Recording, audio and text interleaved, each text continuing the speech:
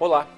O Brasil vive um risco claro de recessão, problema já admitido pelos bancos do país. A situação está difícil porque o mundo enfrenta uma crise de duração indeterminada.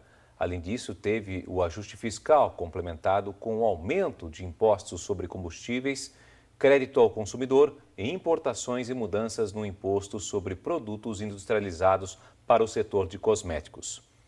Quais serão as medidas adotadas pelo governo para enfrentar essa crise econômica? Como a economia afeta a nossa vida e de que maneira administrar os investimentos pessoais? Essas questões e muitas outras serão esclarecidas pelo consultor econômico-financeiro, professor Mário Guerreiro. E você pode participar com a gente pelo e-mail açãonacional@rs21.com.br. O Ação Nacional também está disponível no nosso portal. É só acessar rs21.com.br, ir no link Programação Nacional e lá você encontra todos os programas que já foram ao ar. Bom, professor, muito obrigado pela sua participação aqui conosco. Eu que agradeço o convite. Muito obrigado, Júnior, pela atenção. Bom, nesse primeiro bloco, para começar nossa conversa sobre a economia brasileira, a nossa equipe foi às ruas para saber o que as pessoas pensam sobre o assunto. Confira. Alta do dólar, alta dos juros, aumento de impostos, baixo crescimento econômico e demissões em massa. Mas será que as pessoas sabem o que tudo isso significa e como esses fatores econômicos afetam o nosso dia a dia? Isso a gente vai descobrir agora. E o que você teria a dizer sobre a atual situação da economia do Brasil? Nossa, não sei. Juro que eu não faço a menor ideia. Você saberia me dizer para onde vai o dinheiro dos impostos? Eu acho que uma parte vai para renda pública, né, para estar investindo em estrutura, em outras coisas, mas eu acho que boa parte também é roubada pelos políticos. Eu sei para onde deveria ir, mas para onde vai eu não sei não. A alta do dólar afeta a sua vida? Afeta. Tudo sobe, né? Tudo. A alta do dólar mexe na economia total. Na sua opinião, qual é a melhor forma de poupar dinheiro? Poupança ou previdência privada? Poupança. Por quê? Você tem uma economia melhor, né? Você guarda seu dinheiro, tudinho. Se você deixar parar, tem que deixar parado, né? Melhor coisa que você faz, né? Economizar em tudo. Qual é a melhor forma de guardar dinheiro? Poupança ou previdência privada? Previdência privada. Porque você não mexe no dinheiro e na poupança, quando você sente falta do dinheiro, você vai lá e acaba mexendo, entendeu? Você saberia me dizer alguma coisa sobre o atual cenário da economia brasileira? Nossa, você está me fazendo pergunta disso, está falando inglês. Para mim, eu não entendo nada disso. E a alta do dólar, queda do dólar, afeta alguma coisa na sua vida? Não sei falar.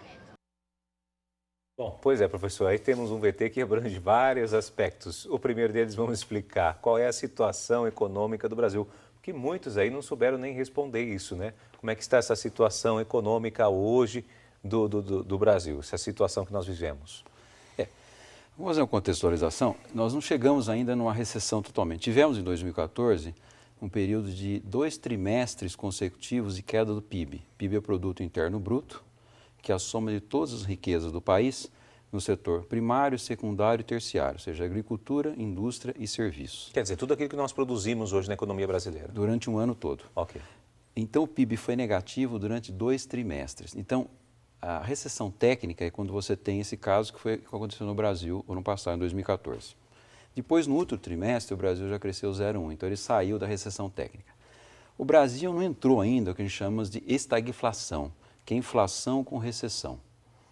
Temos a inflação, mas ainda você tem o pleno emprego.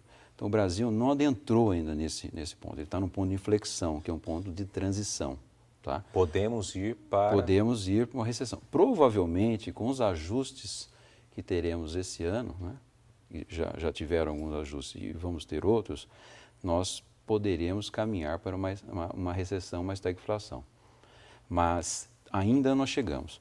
Mas a crise, né, que se estabeleceu no Brasil, tá, é tudo fruto do aumento dos impostos desse ano, tá, taxa de juros elevadas, né, que o governo foi obrigado a subir a Selic, a inflação que está difícil ainda de ser controlada, o câmbio, por exemplo, a pessoa falou do câmbio. O câmbio é muito importante porque ele tem um impacto muito grande, não só internacionalmente, mas também dentro da economia. Porque, vamos entender um pouquinho para a pessoa, supondo que hoje eu tenha que ter R$ 2,20 para fazer $1. Então, eu tenho que ter R$ 2,20 para fazer $1.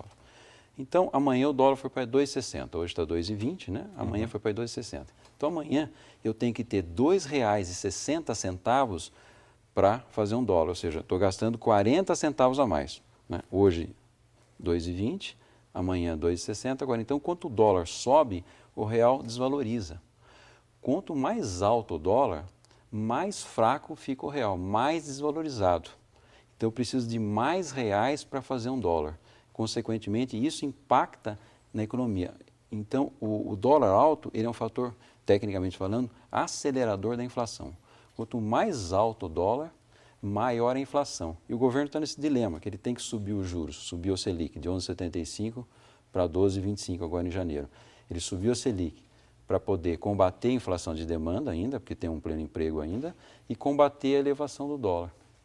E o governo também está interferindo menos no dólar. Esse ano ele vai interferir menos. Porque ele também tem que segurar a economia. Segurar a economia. Que a gente vai explicar isso mais a fundo. Lógico, a fundo. Vamos saber um pouquinho o que o povo perguntou para nós aí, que o pessoal da nossa equipe de reportagem saiu às ruas. Confira. Meu nome é Carmen. Eu vi que o Brasil está em crise. Eu gostaria de saber o que significa isso. Vamos lá, vamos explicar. Vamos começar do básico. Crise brasileira. Crise econômica, você tem... Crise econômica, melhor dizendo. Brasileira, econômica, né, no caso brasileira. Quando você tem inflação alta, e a inflação ela deteriora o consumo, né? Você não tem condições, né, de comprar aquele produto, né, hoje. Então, inflação, quando você tem câmbio elevado, ou seja, o dólar elevado, quando você tem taxas de juros muito elevadas, que é o caso agora, quando você tem queda do nível de emprego, e queda do nível da renda. O Brasil ainda não teve queda do nível de emprego, um patamar muito elevado, e a renda ainda porque vivemos ainda no pleno emprego. Foi 4,8% do desemprego no Brasil em 2014. Este ano, com as medidas que o governo está tomando, provavelmente chegaremos a 6,2%. Então, esses fatores somados, que eu falei, são a chamada crise econômica. O desemprego em alta, renda, né, baixa, queda da renda, inflação elevada, taxa de câmbio muito elevada e os juros também muito elevados. Esses aspectos, quando se somam todos, eles provocam uma recessão. E aí o país entra em uma recessão. Ainda não atingimos totalmente a recessão, a chamada estagflação, que é inflação com recessão. Hoje nós temos inflação, mas ainda não temos a recessão totalmente. Estamos caminhando, mas não chegamos ainda. Então, dependendo das ações, né, como que a economia vai responder a essas ações do governo, que é o ajuste fiscal, reduzindo os gastos públicos, aumentando os impostos, né, subindo os juros ainda mais. Então, esses fatores, eles podem contribuir bastante para o Brasil entrar numa recessão no meados desse ano, mais ou menos junho, julho. Vai depender de outros fatores, mas esses pontos, esses 3 pontos são muito importantes. Ok. Bom, a gente está vendo essas, como o senhor disse agora, né? Temos o aumento dos impostos, aumento dos combustíveis, enfim.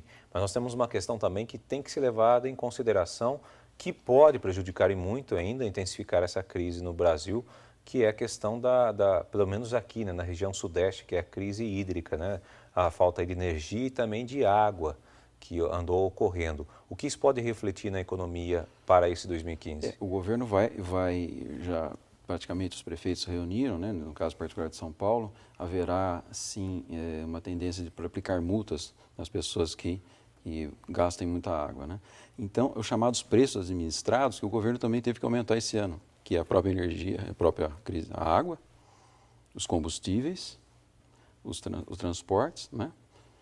E a própria energia como um todo, né? Então, esses fatores todos, somados, eles vão impactar mais ainda na economia.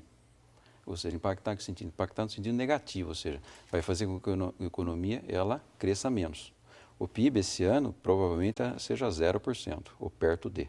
Então, todas essas ações, combustíveis, os chamados preços administrados, energia, água, transporte público, eles estavam aprisionados, são chamados preços administrados. Eles estavam aprisionados o ano passado e o governo agora em janeiro ele retomou, né? Liberou esses aumentos.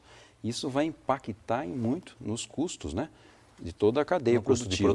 Custo de produção, tanto nas empresas como nas pessoas. Sim, né? No meu dia a dia, por exemplo, o meu poder aquisitivo vai diminuir porque eu estou sofrendo uma carga tributária enorme, mais um reajuste ainda de água, energia. Então você tem de um lado todos esses aumentos, você tem do outro lado a subida dos juros que encarece o crédito, ou seja, para a empresa e para a pessoa física, quando ele vai buscar recursos, né, no sistema financeiro, nos bancos, é mais caro, mais oneroso, porque os juros, né, são mais altos. Então você soma isso, mais os impostos, a taxa, então todos esses fatores, né, frearão a economia. A ideia do governo mesmo é conter uma inflação de demanda, que é chamada de inflação de consumo, né, que o Brasil está vivenciando. Essas ações é um remédio amargo, mas não tem como não ser feito, porque senão o país... A gente já vê que, por exemplo, aqui na região sudeste, que nós, pelo menos aqui, estamos mais sofrendo a questão da falta d'água. Isso remete direto na produção de verduras, legumes e tudo mais. Isso gera um aumento também do preço deles. Tudo, é um efeito multiplicador negativo, que a gente chama. Todos esses aumentos, né? No caso, subir a energia, além também da escassez da água, você vai refletir, por exemplo, na área da agricultura como um todo. E isso vai refletir na cadeia produtiva, né, na matriz produtiva, e isso vai refletir, né, no final no bolso do consumidor. Ou seja, você vai pagar mais a verdura, vai pagar mais o arroz, vai pagar mais o feijão. Somado a isso, você tem juros mais altos, com custo mais alto para captar dinheiro, né, recursos, tem os impostos, tem a energia que já subiu. Então, somando todos esses fatores, né, quando você olha, soma tudo, isso vai frear a economia. É como assim, um exemplo bem assim, simples, você está andando com o carro, ao invés de você frear, né, com o pé, você puxa o freio de mão, frear o carro com aceleração, com o freio de mão. Seria mais ou menos fazer um trocadilho. Assim. Bem, agora nós vamos para um rápido intervalo e no próximo bloco o Ação Nacional continuará discutindo sobre a crise econômica brasileira. Nós voltamos já.